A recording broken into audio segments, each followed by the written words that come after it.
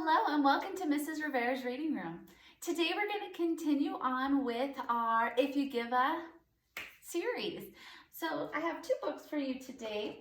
The first book is titled If You Give a Dog a Donut by Laura Numeroff.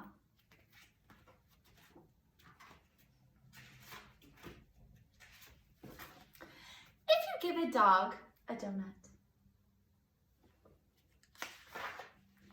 he'll ask for some apple juice to go with it. When you give him the apple juice, he'll drink it all up. Then he'll ask for more. There won't be any left, so he'll want to make his own. He'll go outside to pick some apples. When he's up in the tree, he'll toss you one. Throwing the apple will make him think of baseball. He'll want to play.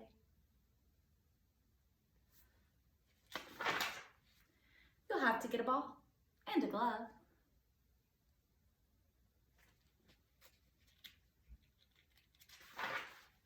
Of course, he'll also need a bat. He'll ask you to pitch.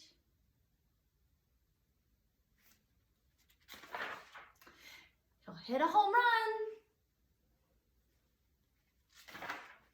Then he'll do a happy dance to celebrate.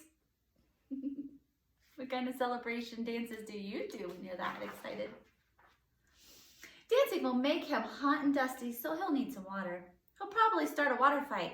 You'll have to dry him off with your bandana.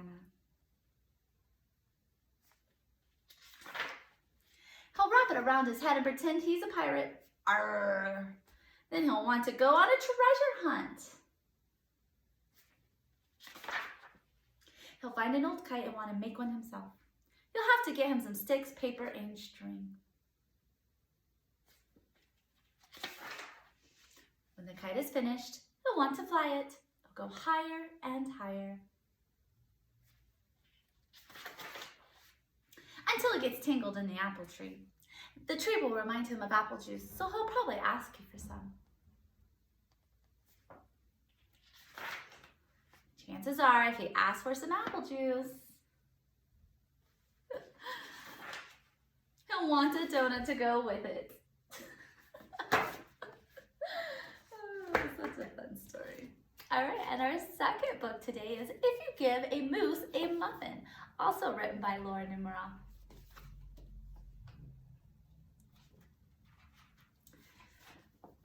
If you give a moose a muffin,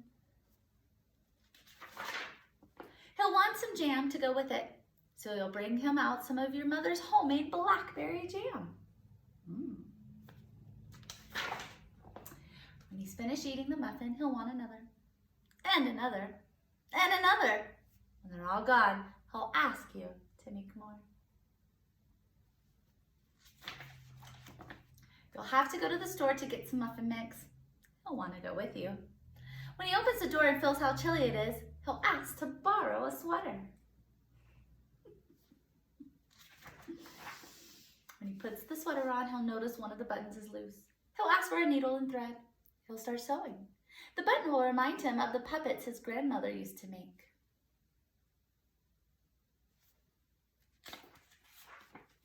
So he'll ask for some old socks, and he'll make sock puppets. Have you ever done that? That is just so fun to do. When they're done, he'll want to put on a puppet show. He'll need some cardboard and paints.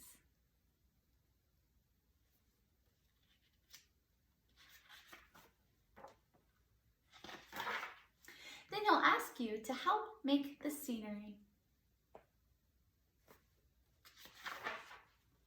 When the scenery is finished, he'll get behind the couch, but his antlers will stick out.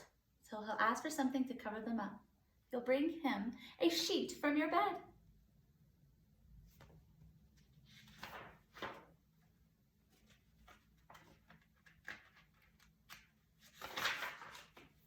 When he sees the sheet, he'll remember he wants to be a ghost for Halloween. He'll try it on and shout, "Boo!" It'll scare him so much he'll knock over all the paints. So he'll use the sheet to clean up the mess. Then he'll ask for some soap to wash it out. He'll probably want to hang the sheet up to dry.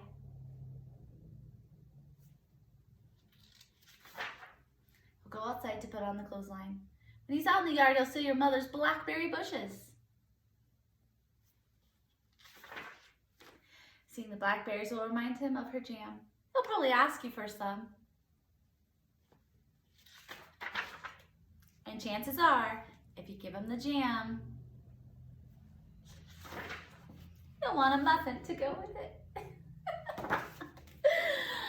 Oh, well, today, friends, we're going to create our own little donut. We're gonna decorate donuts because who doesn't love a good donut? So meet me at the craft table.